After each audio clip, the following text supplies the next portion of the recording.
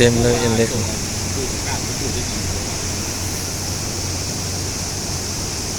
ก็ดีซอยได้ซ้ำใดซ้ำหนึ่งแหละแต่ว่าจีให้ดีเท่ของน้องคือว่ามันยากเพราะยังมีอากาศอยู่ลมปีกายนี่ขึ้นชนิดผมว่าขึ้นคือการขึ้นชนิดคือการปีการนี้ปริมาณน้ำฝนไหลก็เป็นนี่เลยคนตกตอนเนื่องวิทย์ตัวนี้เลยพอด2,000แต่ขอเฟอร์แดมเฮานี่ยังอับกันอยู่ความสูงของขอเฟอร์แดมเฮาใน60 เมตร43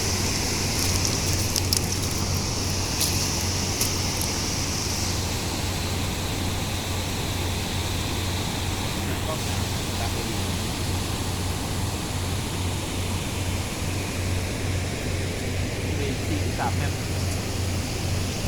สบาย43 เมตรตัวนี้มาเป็นเล็กแล้วเดี๋ยวนี้มาไทยเอาเล็กเหมือนกันเด้อเ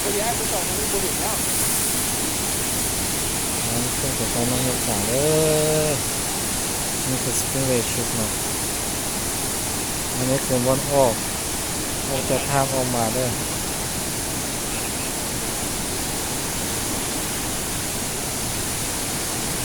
โอ้โหธรรมดาน้ำขึ้นมาเที่ยวแต่เมื่อวานนี้หาเมื่อนี้นี่ขึ้นประมาณ5 เมตรเด้อ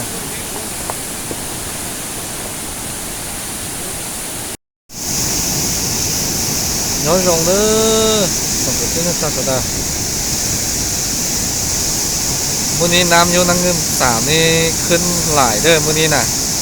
ถือว่าเกิดเต็มโทเลยอันนี้ออกจ้าเอาเล็กมาเด้อ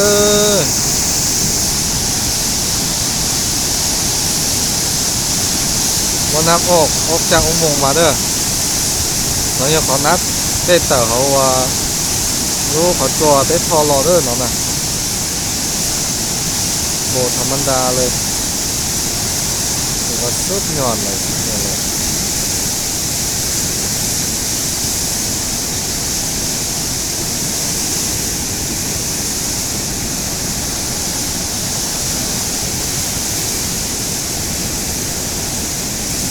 มาเพื่อน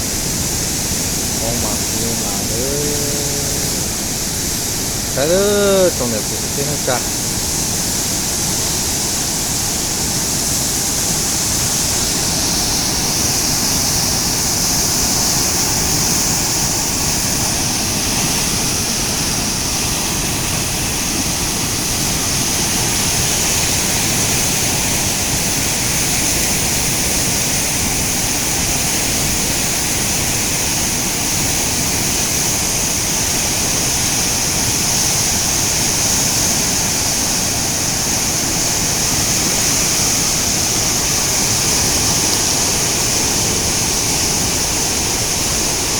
ไปไกลหลายเด้อจะน้อย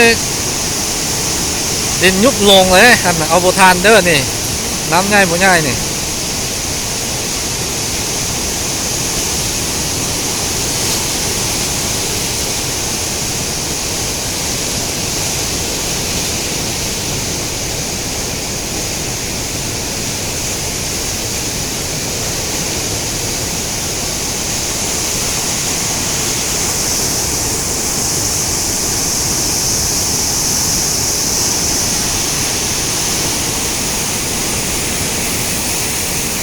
ลงไปหาน้ำเงิน